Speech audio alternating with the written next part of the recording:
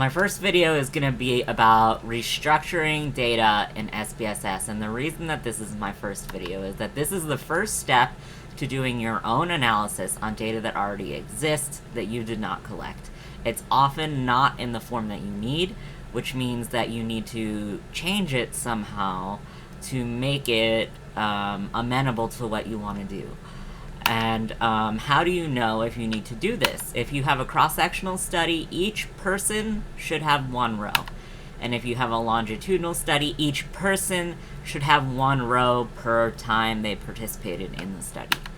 I use SPSS for this task because I think it's a bit less arduous, but it does cost money. Your lab or your university, if you're affiliated with either of those things, most likely has access to it.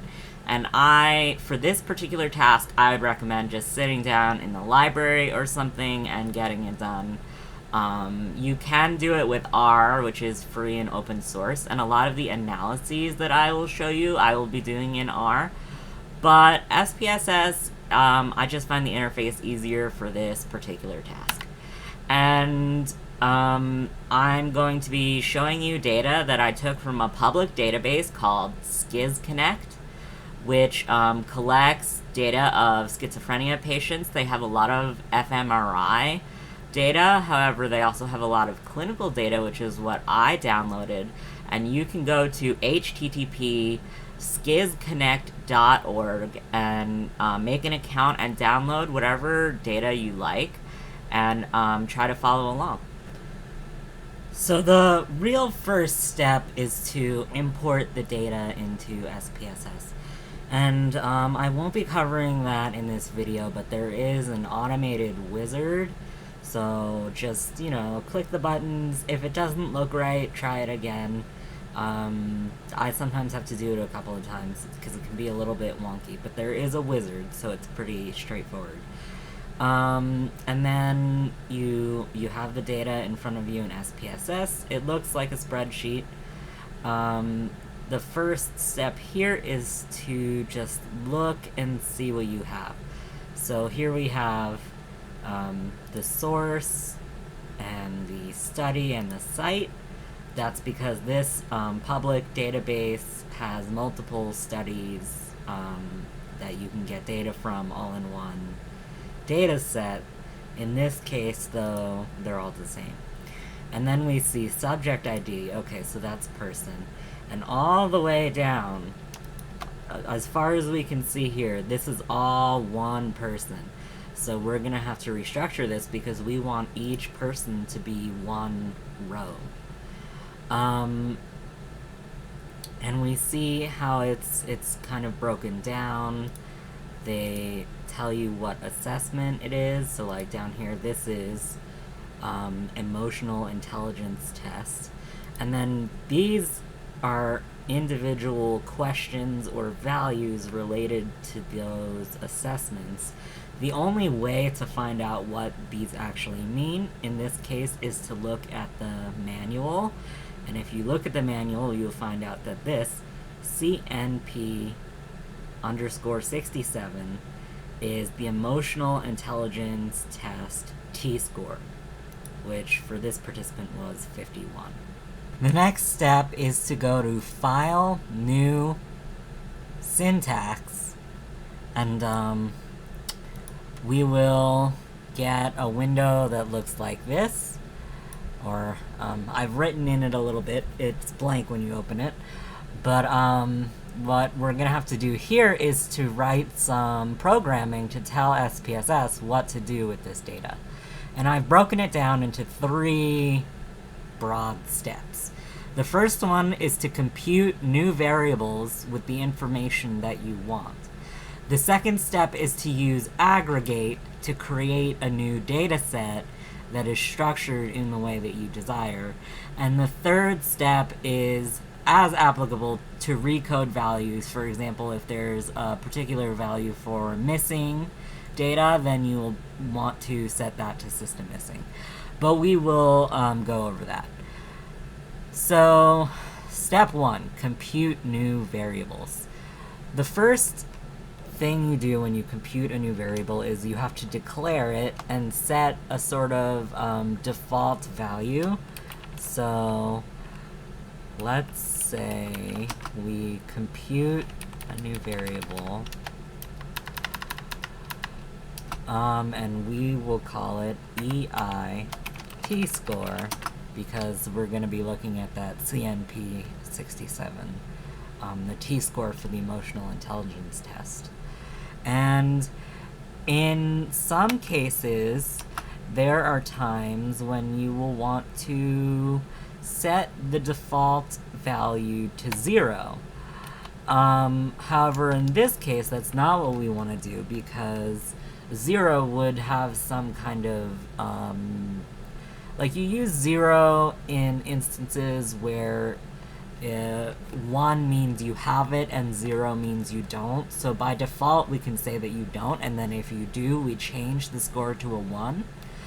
But in this case, 0 would have kind of a different meaning, so what we're going to do is set it to system missing, which means it's a missing value.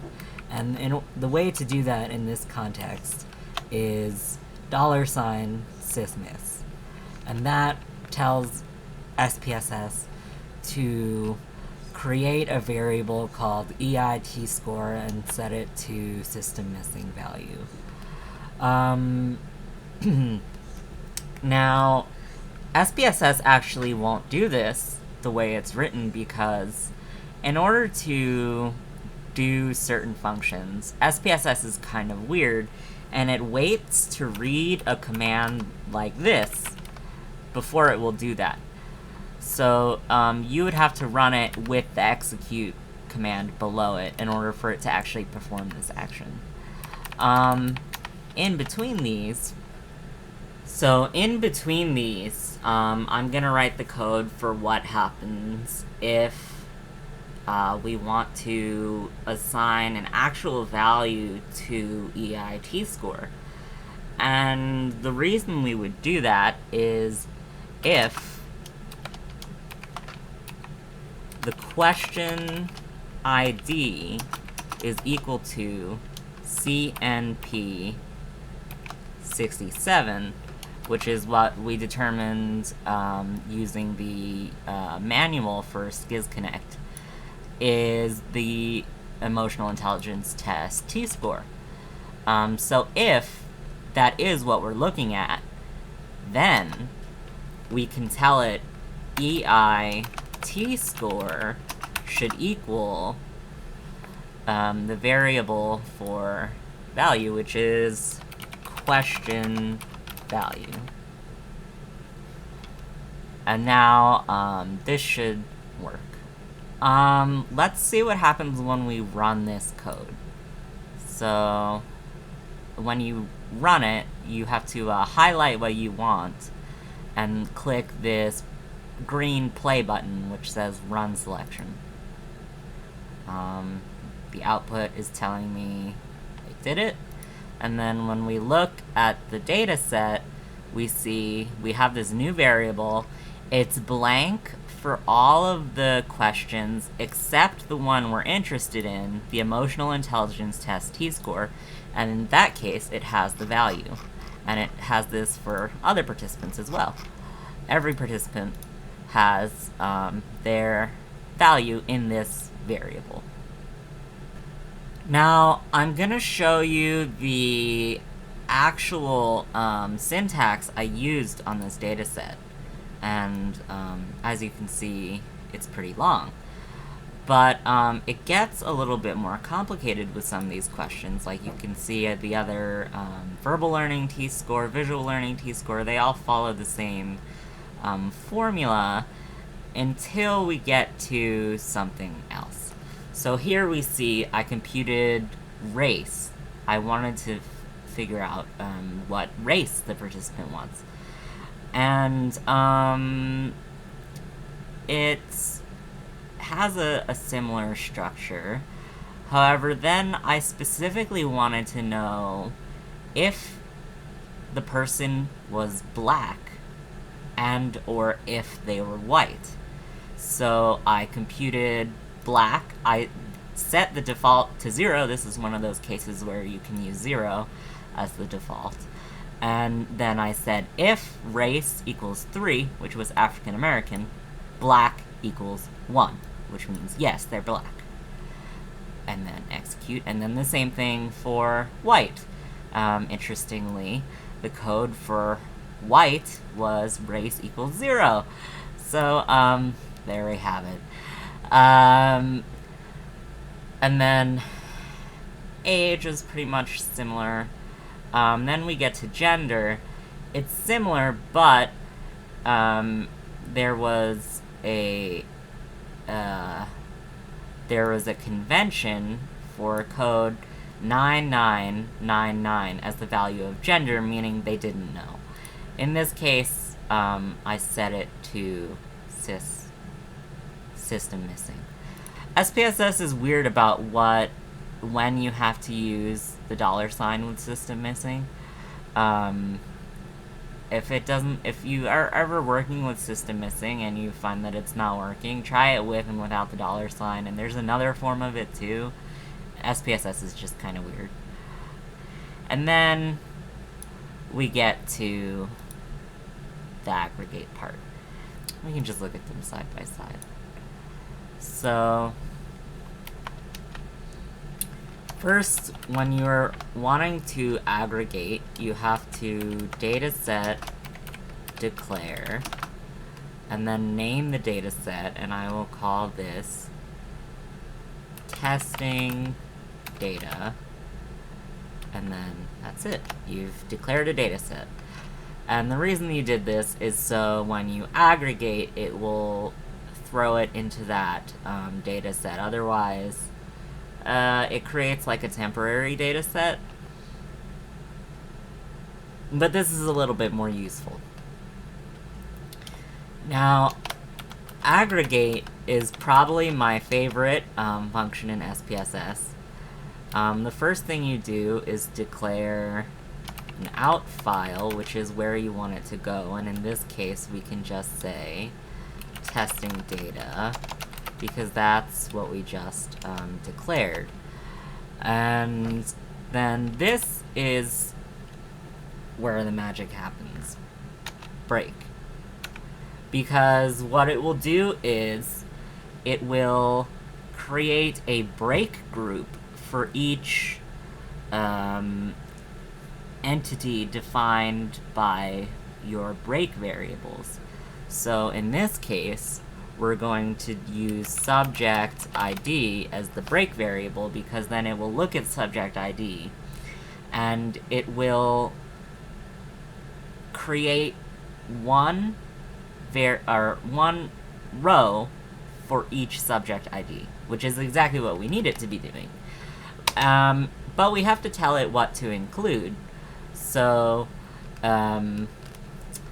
what I did for all of the variables I computed in this data set is I did something like, for us we called it EIT score, and then you can, when you aggregate, you can tell it, for example, to take a mean of the scores, but in this case, we should only have one instance of EIT score for each subject ID, even though we are collapsing over many rows. So, what I did was I said, take the first value you see for EIT score. And, as you can see, I did a lot of these. At the very end of it, you put a period. And now let's see what happens when we run this. The file name is not valid. That's because I didn't highlight dataset declare. What a fool. Alright. And now, here we have our new data set, and you see each row is a different person, and they all have their EIT score. So you can do this for as many variables as you want. And there is one interesting thing, though. I didn't tell it in the beginning, because I'm kind of a slob, that 9999 was the system missing value. So I have to do that. You can do that afterwards, but that is the last step, step 3, recode values as applicable. So recode EI t-score so that 9999 equals system missing.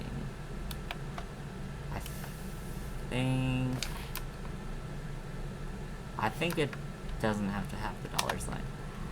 And then execute. You may have noticed you don't need to use an execute to do these, the dataset declare and aggregate, but you do need it for compute and recode. So let's run this and see, it's gone now. So that's it. That's my tutorial on how to restructure data in SPSS, and hopefully I'll be moving along to some videos on how to do some analyses, probably both in SPSS and in R, which R is much more powerful than SPSS, but it's also in some ways a bit more annoying. So I hope to see you next time.